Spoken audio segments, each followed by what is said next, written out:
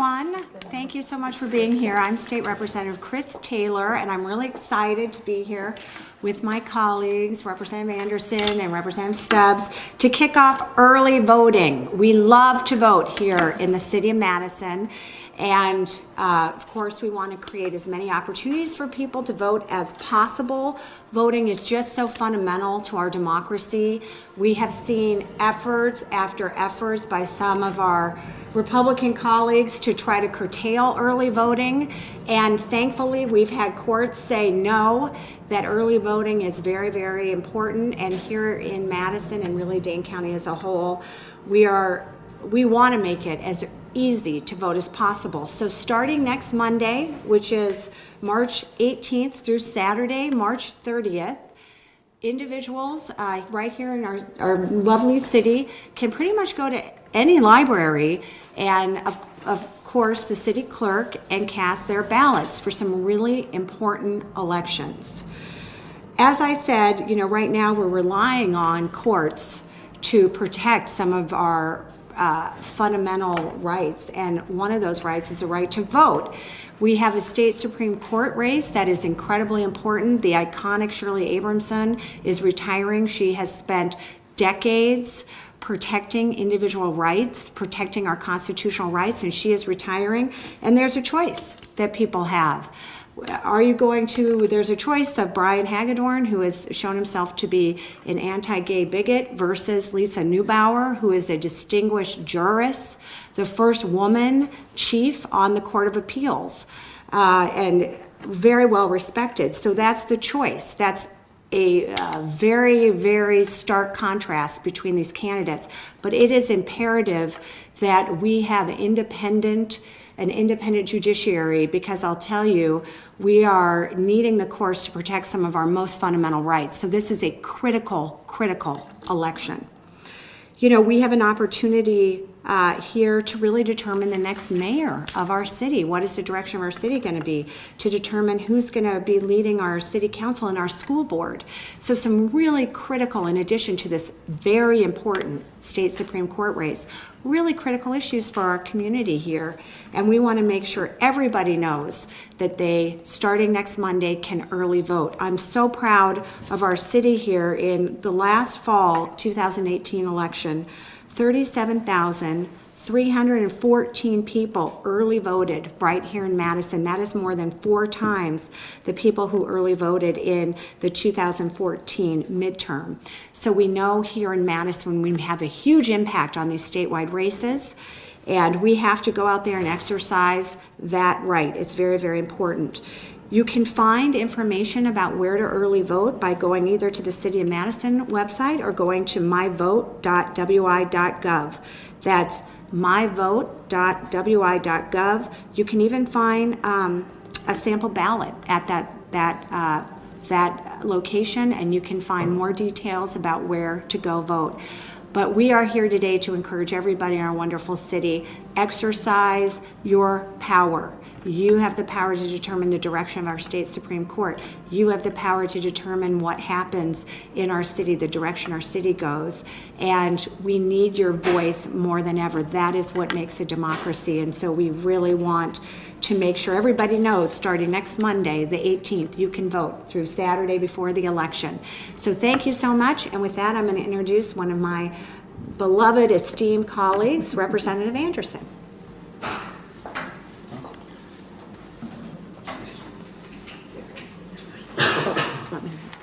Here, I'm going to. Yeah. Perfect. Great, thank you. Thank you, everyone, for being here and coming out to celebrate our great democracy. It's been since Shelby County v. Holder, which is the case that gutted our Voting Rights Act, that we have seen our voting rights under severe attack here in America. And whether that has been polling locations having their hours slashed or even sometimes closed, whether it's our voter ID laws that have suppressed our vote, or whether it's been the purging of our voter rolls, we have seen thousands upon thousands of Americans across the country, and especially even here in Wisconsin, we've seen our voting rights under attack, and we've seen people disenfranchised. And so I think you could look no further than what was happening in Georgia under Brian Kemp, who was then the Secretary of State, where he did many of the same things, whether it was purging voter rolls or closing voting locations. We saw mainly people of color impacted and denied access to the ballot box. And that is something that is just entirely wrong and antithetical to our democracy. And so that's why I joined my colleagues here today to talk about the importance of voting in our upcoming spring elections, and to talk about how you can get registered and how you can participate in our great democracy. We have seen, even here in our own legislature, attempts to restrict the vote, and it has been our court systems that have done a great job of pushing back against attacks on our right to vote. Even just recently during the lame duck session, we saw Republicans here pass laws that tried to restrict early voting, and it was our court system that pushed back against them and said, no, we deserve a right to vote, and that includes early voting. And so you want to be out there and participating in these local elections, because that's how we're going to continue to protect the vote, how we're going to make sure that our voting rights are not further restricted. And so, like I said, go online and check out your sample ballots, see where your voting locations are, or contact your local clerk office and find out where it is that you can go to vote. It's incredibly important that you participate in this upcoming election and exercise your right to be a part of this democracy.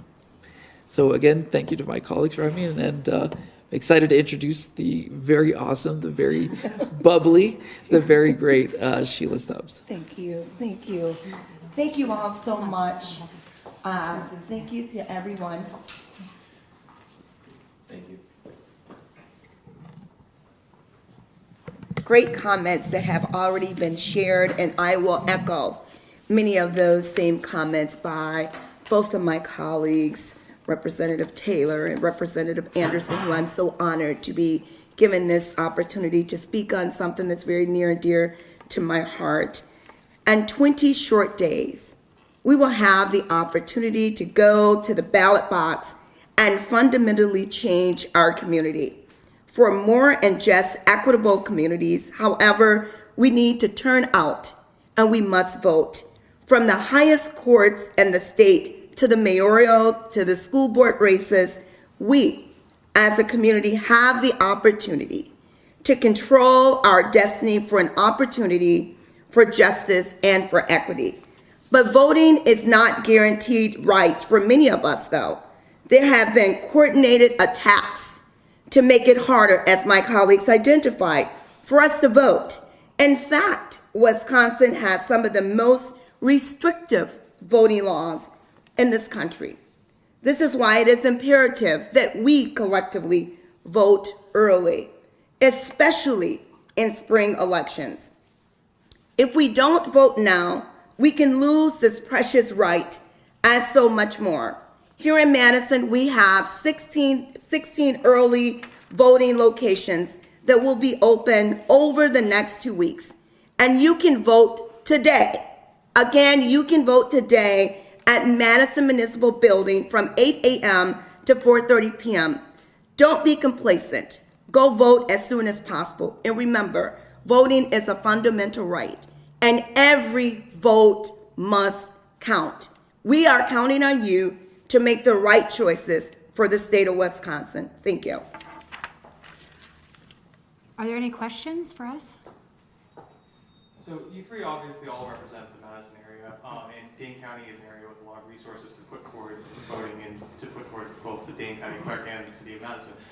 Are you concerned at all about kind of smaller municipalities and counties that don't have those same resources and kind of the strain that early voting puts on them? Well, look, we are one of the most populous counties, and so it makes sense that we are going to have more locations for people to vote in. But personally, I support using state resources to make sure every polling place in the state is accessible and can offer early voting. That is something we should be supporting. That's something we should be funding. So, it is up to the cities and municipalities that make the decision, but I think all three of us we want everybody to vote. We want our own communities to vote, but we think it's so fundamental that you know, using and helping these communities offer more options, we are very supportive of. All right. Thank you guys so much for coming out. Thank you. Thank you. Thank you.